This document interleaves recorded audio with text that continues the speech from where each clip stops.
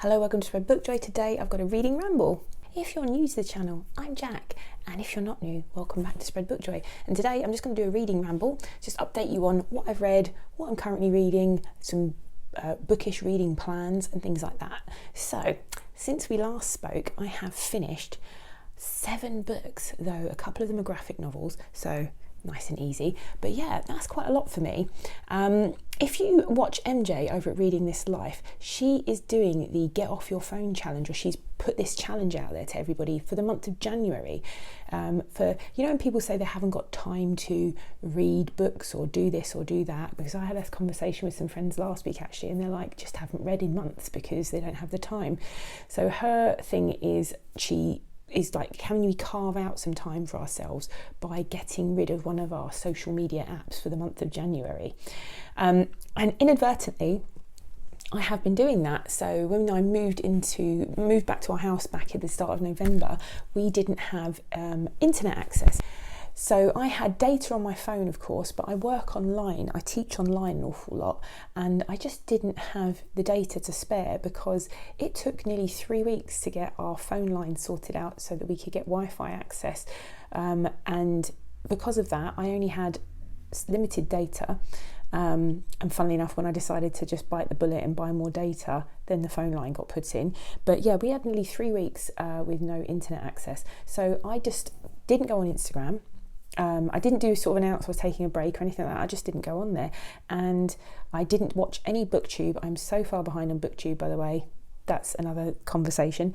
But I couldn't do any of it, so I just read a lot.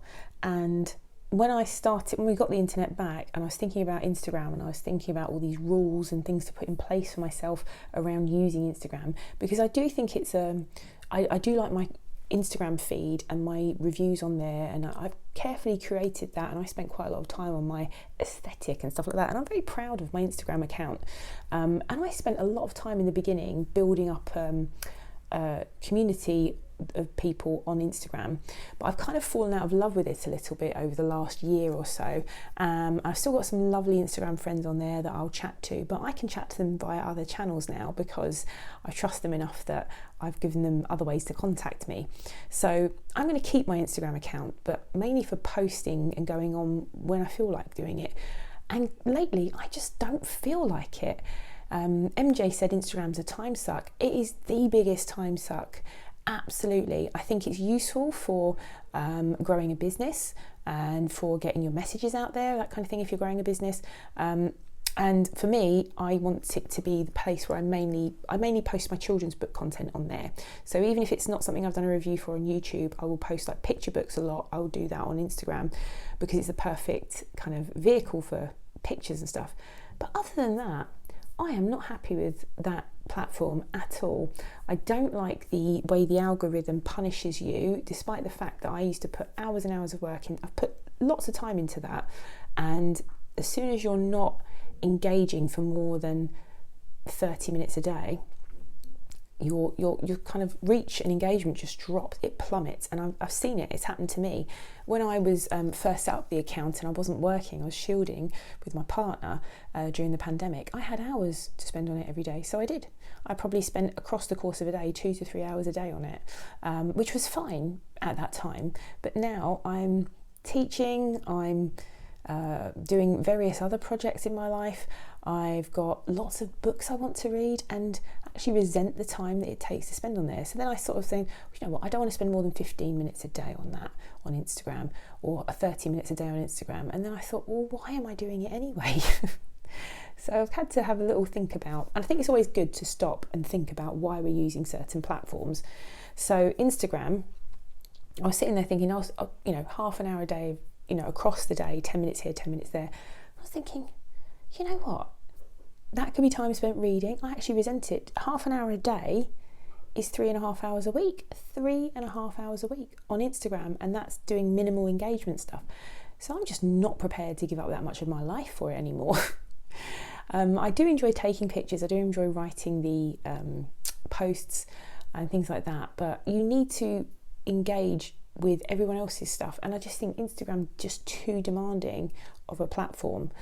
I absolutely love BookTube, YouTube as a platform, and I love it. I love the conversations that we have. I find my time engaging on YouTube when I get to do it, when I get to go on other people's channels. The content is just so good. I'm just inspired by it. Whereas Instagram, it's become, the things that come up in your feed tend to be adverts or promotional things you don't want to see. And it's not chronological, so I'm not seeing the latest stuff by the latest people. So yeah, MJ's challenge, the Get Off Your Phone challenge, I can tell you now, I've read more in the last 5 or 6 weeks since I've literally just stopped going on Instagram. And I've read more in the last 5 or 6 weeks than I've read all year. So in terms of like ratio of books per week or whatever. So yeah, I fully support this. So check out MJ's video. I'll link it in the description box. Get Off Your Phone challenge for January. You can carve out time. So have a look at your phone. Have a look at which apps suck your time away. So now when I look at my apps that I use the most, Audible, Scribd, all of those things, they're the apps that I tend to use the most. And my Kindle app, which I'm really happy about. Inspired by MJ, but I was doing it anyway, and I'm going to carry on doing it in the month of January to see what happens. So yeah, on to what I've been reading. I went to the library, treated myself to a little browse around the library. I haven't done that in a while, and picked up a copy of The Wolf Den by Elodie Harper. And why didn't I read this before now? I mean, everyone told me it's a great book, and it's my thing. It's historical fiction. It's set in the classical period. It's a book about a brothel in Pompeii, and the characters are slaves that work in a brothel. And it was just not just a great historical fiction book, but a really amazing book about female friendship and the importance of women to each other, especially in times of hardship. And it's brilliantly written, and I was just sucked straight into this book, so much so that I went immediately afterwards and read the next one, which I haven't got a physical copy of, but The House with the Golden Door. And I did listen to The Wolf Den because it's on Scribd. The House with the Golden Door, which came out this year, isn't on Scribd, so I downloaded that from Audible. And yeah, both audiobooks, fantastically narrated, and I'd highly recommend it. So the only downside to the follow-on, The House with the Golden Door, is there is a trilogy. It's a planned trilogy, and the third book comes out in November 2023. So I've got to wait a whole year for the end of the trilogy, which I was completely gutted about. But loved it. Loved that series. Gemma from Gemma Books has been raving about this for a while, and yeah, she was right. And I've had a bit of time because I was off of buddy reads. I didn't have any buddy reads going on in the start of December. So The Wolf Den, I just was in a lovely mood read. I picked it up and picked up the next book. Following that mood reading, I was in the mood for Cosy, and I read Legends and Lattes by Travis Baldree. So Legends and Lattes is a kind of booktube darling, a fantasy booktube darling. It was a NaNoWriMo book that Travis Baldree wrote in National Novel Writing Month, where you challenged to write a 50,000 word novel in the month of November, and he did do that, and then he's published it. Apparently he is he's quite a well-known audiobook narrator, so he narrates his own audiobook. I'm not terribly, like, his voice was okay, it was nicely enough narrated. It's his book, but the story itself, it's about an orc who is sword for hire in fantasy land, and she wants to hang up her sword and open up a coffee shop, which sounds like the most insane premise for anything, but it's wonderful. If you like things like Becky Chambers' Long Way to a Small Angry Planet, or if you liked I'll tell you what, because the next books I'm going to start putting up book pairings on YouTube Shorts, because I always think like, oh, these are nice pair of books to go together. Because when I finished Legends and Lattes, I was like, I'm in the mood for more wholesome. So basically Legends and Lattes is like this whole found family aspect to it. There's lots of lovely food descriptions. Like in the winter, don't you just want to read books with lovely food described in it? And it says it's a novel of high fantasy and low stakes. It's exactly right. It's high fantasy, as is, it's set in a fantasy land. There are orcs, there are creatures, there are, dwarves, gnomes, etc. but low stakes is right. It's just lovely. It's just not setting up a coffee shop. There is a plot to it as well, but it's just a very gentle story, and about all the friends that she makes and the people that make this business for her.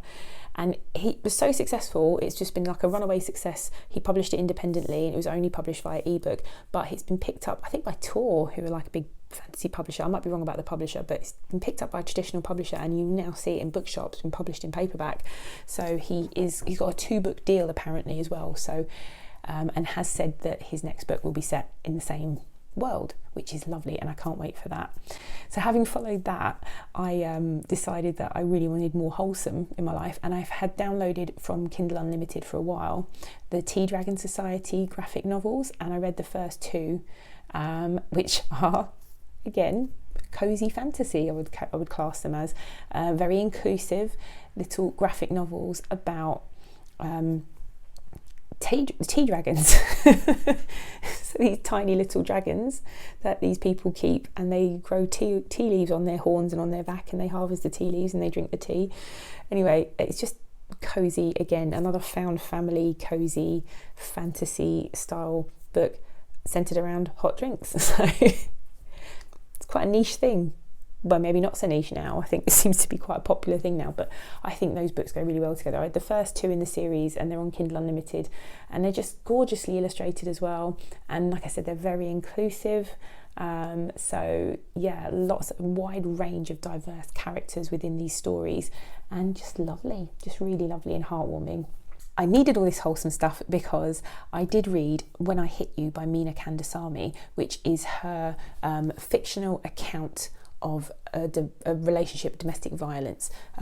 So in this novel, the main character, who is unnamed, who narrates her story, she's telling us the story of her short-lived marriage set in India. Meena Kandasamy is an Indian Tamil author and journalist, and it kind of mirrors a little bit of her life. There was some sort of semi-autobiographical account of a violent marriage, and it's a brilliant book because the main character, who is not named but is telling us her story, is educated. She is a journalist, and she ends up in a marriage with a man who uses his sort of background in communist politics and his secret. He talks about the things that he's done undercover as a guerrilla fighter, and the things that he's done, and he uses this whole ideology in his own mind that he's made up of communism to control her. They meet because they're chatting online about their communist beliefs. She's a Marxist and she's a feminist, and then he starts challenging her ideas, and they meet they're online, and they're talking about politics, and she then marries him and moves in with him, only to discover that he is possessive and abusive and a misogynist who mocks her feminism, who everything she does, because she's a journalist, he calls her a bourgeois writer, and that her feminism is undermining him and undermining the concept of like this traditional marriage that they have and everything else, and he's extremely violent. So yeah, I needed to offset that with something a bit more palatable, but it's an important book, and I think it's one I saw over at it was Scott at Gunpowder Fiction and Plot who was reviewing it. Again, it was on Scribd, so I read it, and it's a short novel, but it is massively impactful, and I think a really important one, because it shows that domestic violence is all around the idea that people asking, well, why did someone stay in a marriage that was so violent? And it was the worst thing you can do, which is like victim blaming. And Meena Kandasamy, she really puts you into the mind of this highly educated woman who finds herself in this marriage to a violent man, and how slowly erodes her sense of self and who she is, and takes control of her life to the point where she becomes this unrecognisable figure. So it's a fascinating book, and I'd urge you to read it, because I think it's a really important book, and it shows you that just a level of education doesn't stop you from being a victim of domestic violence. It is not about poverty, it's not about education levels, it's not about anything to do with that, because her husband is a university professor as well. Yeah, so it was a really important book, and one I'd recommend reading as a portrait of how these things can happen to absolutely anybody, and how it can feel when people question these victims of domestic violence about why they stay. Yeah, powerful book. Next up, in my attempt to not stop reading non-fiction just because non-fiction November is over, because I normally have at least one non-fiction book on the go at any one time usually, but this year has been very different for that. I read Some Day Is Today by Matthew Dix. I tried to read another book by him a little while ago called Storyworthy, about storytelling. I don't know if you've ever heard of the Moth podcast, but I'd highly recommend that and the Moth books, which have they've written out the stories. People go and orally tell stories, and the stories have to be true, and they go and tell them in these sort of events in coffee shops and bars. I think it started off in New York or somewhere in America, but they do them all around the world now. I've been to Moth events in London, they're fantastic. And people get up and they tell stories, and then there's a winner announced for the evening, and they go on to these regional finals and then these grand slams and things like that. And they're just fantastic stories, because there's nothing stranger than the truth at times, and nothing more sort of engaging and inspiring than hearing a story that told well that is true. So I love the Moth, and he is one of their multiple grand slam winners of storytelling, and he's a teacher in America, and he wrote a book called Storyworthy, which I will go back to, and having read this book. But when I read Storyworthy, I was reading it, and he just seemed to be telling so many stories about himself, just telling stories about himself, and not getting to the meat of storytelling, which is what I wanted to read about. So I didn't quite like that first book, and then I read Some Day Is Today, and I don't know if my opinion of him has necessarily changed, in terms of, I think he does love like telling his own story and talking about himself, but he does have a pretty impressive background and story, to be fair. He's been through a lot of hardship, and he's a full-time teacher. He writes books, he has companies and tells, like, you know, he does these storytelling workshops for CEOs and all sorts of things. So he has got a pretty impressive life. And what I like about this is Some Day Is Today is about how he carves out time for his ambitions, his creativity and his dreams and the things that he does. Because, you know, if we all kept saying, you know, the idea that someday is a terrible word and you should eliminate it from your vocabulary, because it implies you're never going to do it, because someday is today. So he talks about and he's quite an extreme person with this. Again, going back to what MJ was talking about carving out time for the things that you want to do. He talks about how he does that throughout his day, because he also has a family and children, and he writes all these books, and he teaches school full time and everything else. And yeah, it's really interesting. There's lots of very practical tips on time saving, some of which people might read and go, well, that's quite extreme. But I kind of agree with him when he talks about people who say that they haven't got time for this or haven't got time for that, and they ask him all the time, well, how do you find the time? And he says, often when I tell them how I find time, they kind of go, well, I can't do that, or they get annoyed because they think there's some secret to you know, writing 11 books or whatever that he's written, and having these businesses, and also having a full-time job and a family and spending time with that family. But what he does is he says that if you're saying you don't have time for something, what you're saying is it's not a priority for you. Because if something's a priority, you will find time to do it, which is completely true. Really, it is true. So yeah, a really interesting book. Very quick read. It is on Scribd as well. I keep banging the drum about Scribd at the moment because it is really, really good.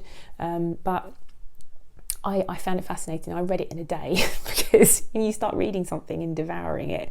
And I just enjoy thinking about productivity and creativity and how we can find time for things, you know. Find it fascinating. After that, I read Dragonhaven, which is the second book in the Robin Hobb Rainwild Chronicles. So yeah, I'm not going to go into that because it's like one of a book series of 4 books, which is actually ultimately a series of 15 or 16 books, The Realm of the Elderlings. Robin Hobb is a fantastic writer. It's the second book in the series. It did drag a bit at the start. That's because I think the audiobook narrator had changed from the first book, and it took me a while to click with the new audiobook narrator. That's a real bugbear of mine. I don't like it when they do that. But the third book has started, and it's going back to the old narrator. So yeah, I've started the third book now, so I'm currently reading that. I have also started The Streets of Laredo, which is the second book in the Lonesome Dove quartet by Larry McMurtry. Lonesome Dove was possibly my favourite book this year, possibly. I have to really have a think about that. But yeah, Lonesome Dove, fantastic. And I'm reading it again with Sandy from Miss Reads a Lot, who I buddy read Lonesome Dove with, because it was just wonderful. And it's really lovely to be back in that world. I'm also reading, I've just started today, The Enchanted April by Elizabeth von Arnim. I am reading this with Marilyn from Marilyn Meyer Mendoza, and it's a nice short mid-20th century writer. I saw this over on Gina Stanya's channel, and I've been wanting to read it for ever since. They're having a sale in Waterstones, and I picked this up last year, and I've been wanting to read it for ages, so I'm really excited to start this. The other thing I've got to read this month, and it's getting towards the end of December, but AJ Dunn, a Thriller Reads book club, this month it's Rebecca by Daphne du Maurier, which is something that's been on my bookish bucket list for a long time, and I got a copy of it sent to me by my lovely friend Sally for my birthday. So yeah, I'm really looking forward to reading Rebecca. Hopefully I'll get to it this week as well. And if I have time, I really want to listen to the new audio version of Terry Pratchett's Hogfather, because, you know, it's Hogswatch. So yeah, I want to read this, listen to the new audiobook. I'm going to do a video on the new audiobooks at some point, and I want to watch the adaptation over on YouTube, because Terry Pratchett's actually in that. So yeah, that'll be exciting. So this time next week, it will be Christmas. Actually, I'm filming that, well, as I'm filming it, this time next week will be Christmas Day, or will it be Boxing Day? I can't remember. I think it's going to be Christmas Day. But yes, have you got any plans? Have you got any Christmassy reading plans? Is anyone doing any seasonal reading at the moment? Yeah, I didn't put up seasonal reads, but there's a Rosamund Pilcher book, which I downloaded based on something Gina Stanya mentioned again. Go and check out Gina. I've mentioned her twice in this video, but if you want cosy, and at this time of year, who doesn't want cosy, you must check out her channel.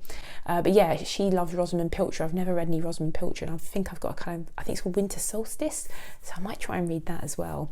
But yeah, time for cozying up with hot drinks and cozy reads. So tell me, yeah, any reading plans? Put it in the comments below.